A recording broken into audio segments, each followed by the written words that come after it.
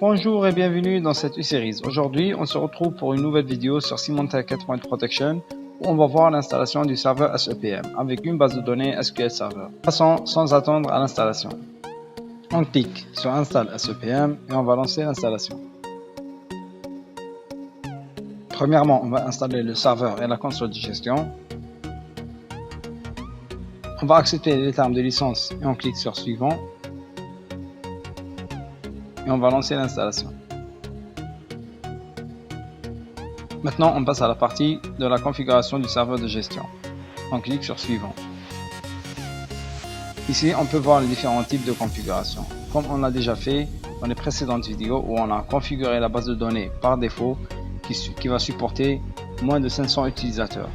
Sinon, pour aujourd'hui, on va voir comment on peut configurer une nouvelle installation qui peut supporter plus de 500 utilisateurs et qui requiert bien sûr une base de données SQL Server. Donc on va choisir le deuxième choix et on clique sur Suivant. Là on peut choisir quel type d'installation on va installer. Est-ce qu'on va installer, c'est-à-dire un premier site, ou bien le deuxième choix c'est pour installer un deuxième serveur de gestion sur le même site. Et la troisième option c'est d'ajouter un nouveau site avec un nouveau serveur de gestion SEPM. On va choisir d'installer sur un premier site et on clique sur Suivant.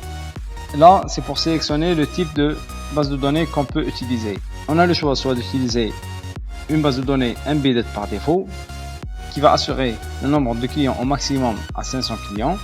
Sinon, on peut utiliser la base de données Microsoft SQL Server, qui est recommandée pour des installations multiples à d'autres sites ou bien à d'autres serveurs. Ou par exemple, si on veut manager un très grand nombre de clients, plus de 500 utilisateurs, etc.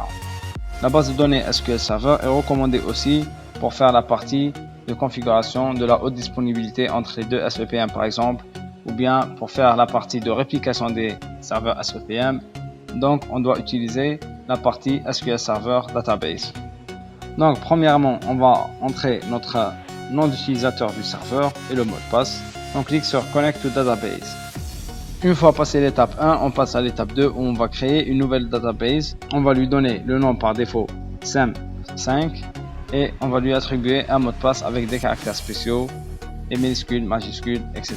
Une fois fini les deux étapes, on clique sur Next. Maintenant, on va configurer le compte administrateur de notre console SEPM. On va entrer le nom de la compagnie, le nom d'utilisateur par défaut admin, ensuite mot de passe et ensuite on a la partie pour configurer notre adresse mail ou bien notre serveur de messagerie.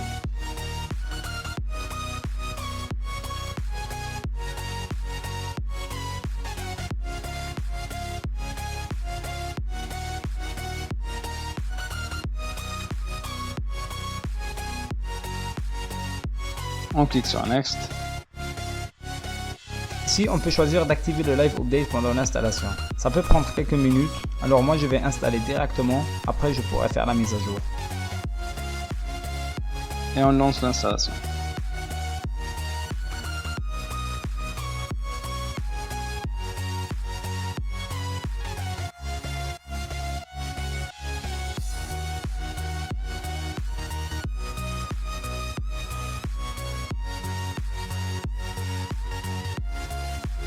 Pour accéder à notre serveur SEPM, on va mettre le nom d'utilisateur et mot de passe.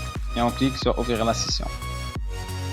Donc voilà, c'était tout pour aujourd'hui. On a vu comment on peut utiliser les différentes bases de données qui propose Symantec, comme la base de données par défaut ou bien la base de données SQL Server. Donc c'était tout pour aujourd'hui. On se retrouve très prochainement pour d'autres vidéos sur Symantec. D'ici là, suivez-nous sur les réseaux sociaux et à bientôt.